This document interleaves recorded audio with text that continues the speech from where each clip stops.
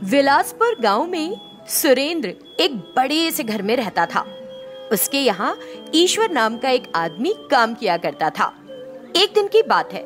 ईश्वर, दिवाली आने वाली है, जरा रद्दी वाले को बुला लाना ताकि पुराने अखबार, बेकार की चीजें और खराब हो चुका फर्नीचर का निपटारा हो जाए, जल्दी से। हाँ बाबूजी, इस काम के साथ साथ क्या बड़े साहब का कमरा भी सफा कर दूं? हाँ, अब वो हमारे बीच नहीं, लेकिन हम उनके कमरे को गंदगी और धूल में थोड़े ही छोड़ सकते हैं। ईश्वर सीधे सुरेंद्र के पिता के कमरे में चला गया। उसने तुरंत कमरे को साफ करना शुरू कर दिया और सारा कचरा एक जगह इकट्ठा कर दिया। तभी उसकी नजर वहाँ लकड़ी की मेज पर रखे एक रोबोट पर गई, जो कि धूल से भरा हुआ था। ईश्वर ने इस बारे में सुरेंद्र को बताया। सुरेंद्र अपनी पत्नी ललिता और बेटे कौशिक के साथ कमरे में आया और उन्होंने उस टूटे हुए रोबोट को देखा। ये साबित करने के लिए कि मेरे पिता एक रोबोट वैज्ञानिक थे, बस ये एक टूटा फूटा रोबोट ही बाकी बचा है। क्या मैं इसे साफ करके सुरक्षित जगह पर रख दूं साहब? नहीं नहीं ईश्वर, इसे बाहर निकाल दो, रद्दी वाले को ही बेच देना, समझ गए? बाबूजी, आपके पिता को ये रोबोट बहुत पसंद था। जब वे जीवित थे तो वे कहते थे कि एक जादुई रोबोट पटाखा है। क्या आपको याद है? इसमें कोई जादू वादू नहीं है, दे देना रद्दी वाले को जैसा कहा मैंने। ठीक है बाबूजी, ठीक है। ईश्वर ने उस रोबोट को बेकार सामान, अखबार और फर्नीचर के साथ रख दिया, लेकिन ऐसा करने के लिए उसका दिल मान नहीं रहा था। पर अपने मालिक की कही बात को वो कैसे टालता, इसीलिए उसने वो रोबोट हटा दिया। दूसरी तरफ रद्दी वाला शेखर गांव में फेरी लगा रहा था और कह रहा था, लो दे दो, अखबार दे दो, पुराना कबाड़ का सामान दे दो। जब शेखर सुरेंद्र के घर के सामने से गुजरा तो ईश्वर ने उसे बुलाया और कहा कि वो सभी फेंकी हुई चीजें काम की नहीं। वो बड़ा खुश हुआ और उसने अपने एक दोस्त को ट्रैक्टर लाने के लिए फोन किया। 10 मिनट में ट्रैक्टर वहां पहुंच गया और शेखर ने ट्रैक्टर में सारा माल लादकर अपनी दुकान पर भेज दिया। वापस लौटकर जब उसने उस रोबोट को देखा तो उसे बड़ा अजीब लगा। उसने वो रोबोट एक तरफ रख दिया, फिर बचे हुए सामान को बड़े करीने से बांधकर वो अपनी दुकान में व्यवस्थित करने लगा। कुछ दिन बीत गए और दिवाली का त्योहार आ गया। शेखर की बहन रावली, बहनोई गणेश और उनके बच्चे शांति और प्रशांत उसके घर आए थे। शांति और प्रशांत उससे लगातार दिवाली के पटाखे दिलाने की जिद कर रहे थे।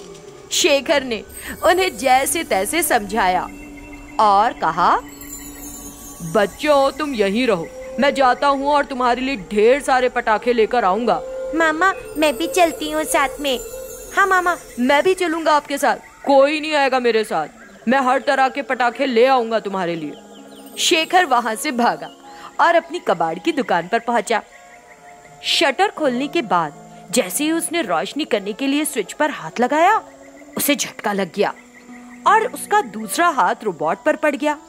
रोबोट तुरंत चालू हो गया। तभी खुशकिस्मती से बिजली चली गई और शेखर को झटके से राहत मिली। फिर रोबोट बोला, बैटरी कम है, प्लीज मुझे चार्ज करो। बैटरी कम है, प्लीज मुझे चार्ज करो। बैटरी कम है, प्लीज मुझे चार्ज करो। ओह, जिस तरह से फोन चार्ज होता है, मुझे लगता है ये रोबोट भी चार्ज किया जा सकता है। शेखर के पास चार्जर नहीं था। वो तुरंत अपने पास पड़े पुराने चार्जर देखने लगा। आखिर उसे एक ऐसा चार्जर मिल गया जो उसे लगा कि काम करेगा। उसने रोबोट को चार्ज करना शुरू कर दिया। 1 घंटे के बाद रोबोट ने बात करना शुरू कर दिया और वो पूरी तरह से एक्टिव हो गया। वो उसे अपने घर ले आया। उसके घर के सभी लोग रोबोट के साथ बात करके और खेलकर आनंद लेने लगे, लेकिन बच्चे लगातार पटाखों की जिद कर रहे थे।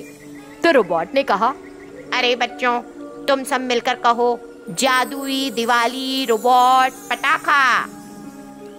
फिर क्या था, बच्चों के ऐसा कहते ही उस रोबोट से फूट फाट करके तरह तरह के पटाखे निकलने लगे। ये देख बच्चे खुशी से झूम उठे और उनकी दिवाली बहुत रोमांचक रही।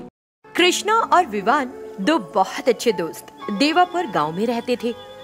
अपनी गहरी दोस्ती के कारण उन्होंने बिल्कुल अगल बगल घर बनाए थे। वो दोनों साथ मिलकर उसी गांव में जलेबी बनाकर बेचा करते थे। दोनों को ही जलेबी की बिक्री से कोई लाभ नहीं हो रहा था और दोनों को ये बात अंदर ही अंदर खल रही थी, लेकिन कभी किसी ने एक दूसरे से कुछ कहा नहीं। घर की हालत अधिक दयनीय हो जाने पर कृष्णा की पत्नी कावेरी का दिल स्वार्थी होने लगा और एक दिन उसने कृष्णा से यूं कहा, हो सकता है कि तुम लोग बहुत अच्छे दोस्त हो, लेकिन इसका मतलब ये तो नहीं कि तुम भी समस्याओं का सामना करो। मुझे समझ नहीं आ रहा तुम क्या कहना चाहती हो। तुम और तुम्हारा दोस्त दोनों इस गांव में एक ही चीज जलेबी बेचते हो। इस वजह से दोनों ही परिवारों को ठीक ठाक आमदनी नहीं हो पाती। अब से सिर्फ तुम ही जलेबी का धंधा करो और अपने दोस्त से कहो कोई और धंधा करे। कावेरी, मैं उससे बात कर लूंगा, हो सकता है वो हमारे लिए कोई दूसरा धंधा करने की योजना बनाए। उससे हम बाद में बात कर लेंगे। पहले हम गांव के सरपंच से मिलते हैं और उसे कुछ पैसे देकर कहते हैं कि हमारे अलावा किसी और को गांव में जलेबी का धंधा करने ना दे। सरपंच से बात करने से क्या होगा? फिर केवल हम ही जलेबी का व्यापार करेंगे और तुम्हारे दोस्त को नहीं करने को मिलेगा। फिर सब लोग हमारे पास ही जलेबी खरीदने और खाने आएंगे। हमारी ज्यादा जलेबियां बिकेंगी और हमें ज्यादा फायदा होगा। फिर हम अपनी शहर में पढ़ रही बेटी राम्या के लिए शादी के लिए एक अच्छा रिश्ता ढूंढ सकते हैं। मेरी बात सुनो। कावेरी ने जो कहा तो कृष्णा उसके बारे में सच में सोचने लगा और उसे लगा कि यही सही रहेगा। उस समय कृष्णा ने अपने मित्र और उसके परिवार की परवाह नहीं की और स्वार्थी होकर वो केवल अपने परिवार की सुख समृद्धि के बारे में सोचने लगा। कावेरी, जो तुमने कहा वो सही है। चलो अब और देर नहीं करते और पैसा लेकर सरपंच से मिल ले। दोनों पैसे लेकर सरपंच के घर जाने लगे। रास्ते में कृष्णा को देखकर भी उन्होंने उसे अनदेखा किया। कृष्णा ने घर पहुंचकर अपनी पत्नी कीर्ति को इस बारे में बताया। सारी बात सुनकर कीर्ति को भी बड़ा अजीब लगा। उधर कावेरी और कृष्णा ने सरपंच से अपने जलेबी के व्यवसाय के बारे में चर्चा की और उसे कुछ पैसे दिए। सरपंच दामोदर ने पूरे गांव में इस बात की घोषणा भी करवा दी। विवान और उसकी पत्नी ये घोषणा सुनकर चौंक गए। वो तुरंत कृष्णा के पास गए और उनसे व्यापार से अलग ना होने की विनती करने लगे,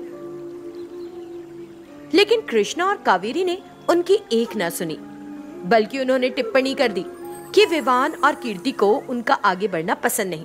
फिर विवान और कीर्ति सरपंच दामोदर से मिलने गए। देखो विवान, इस गांव में केवल कृष्णा का जलेबी का व्यवसाय चलाने के लिए उसने मुझे 1 लाख दिए। 2 लाख दे दो तुम। सच में अगर मेरे पास इतनी रकम होती तो मैं आपसे मदद मांगने के लिए नहीं आता, सीधा पुलिस स्टेशन जाता और उसे यहाँ लेकर आता। इस बात पर सरपंच क्रोधित हो गया और उठकर चला गया। विवान और कीर्ति दुखी होकर अपने घर लौट गए।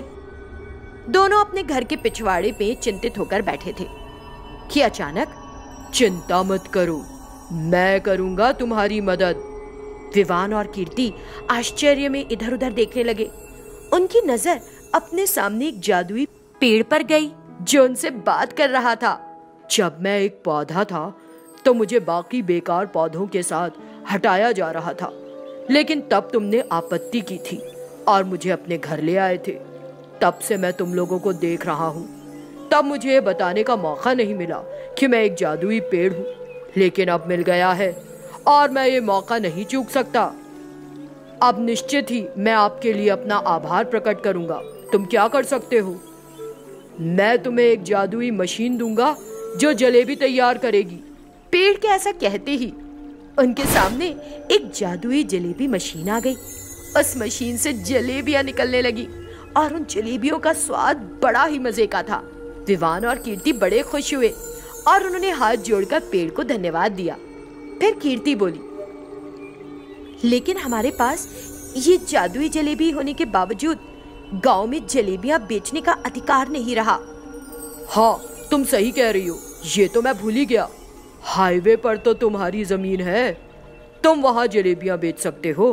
गांव में बेचने से दिक्कत है, लेकिन वो जमीन तो गांव से बाहर है, वहाँ कुछ नहीं होगा। विवान और कीर्ति को लगा कि जादुई पेड़ ने जो कहा वो किया जा सकता है।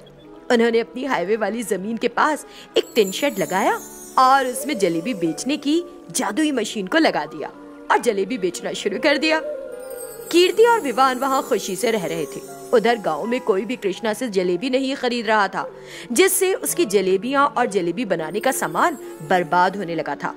कुछ समय बाद कृष्णा को भारी नुकसान का सामना करना पड़ा और उसके परिवार को खाने के लाले भी पड़ गए। अब कृष्णा को अपनी गलती का एहसास हो गया था और उसे अपने मित्र के साथ किए गए धोखे पर खेद महसूस हो रहा था। वो तुरंत अपने मित्र विवान से जाकर मिला और उससे कहा, मैं स्वार्थ में अंधा हो गया था मेरे दोस्त, मुझे माफ कर दे। मैंने तुम्हें कितना डांटा और बेइज्जत किया, समझ नहीं आ रहा क्या कहूँ। कृष्णा दुख से रोने लगा। विवान ने अपने मित्र कृष्ण को क्षमा कर दिया और उसे अपने धंधे में फिर से शामिल कर दिया। तब से दोनों दोस्त फिर से मिलकर जलेबी का धंधा कर रहे हैं और अपना अपना परिवार खुशी से चला रहे हैं।